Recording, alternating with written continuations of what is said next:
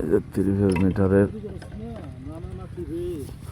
ওকে ওকে এক চাপেই লেগে গেল। ব্যাস কাভারটা কোয়েডের, এই যে কাভারের মাধ্যমে সোর্স ঠিক আছে কিনা আরেকবার দেখে নেব। লোড সোর্স কানেকশনের ক্ষেত্রে ওকে একবারেই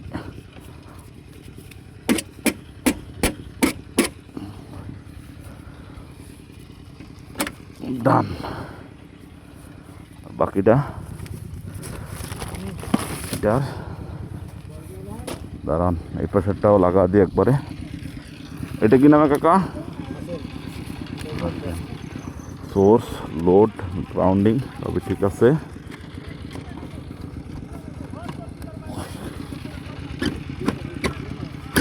চাপে লেগে গেল, ব্যাস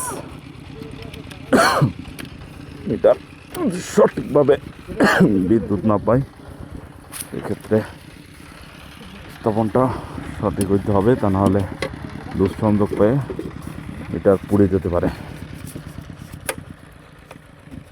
ওকে ডান। এখন ফিউজ লাগায় 3 ফেজ বিদ্যুৎ নিশ্চিত করবো।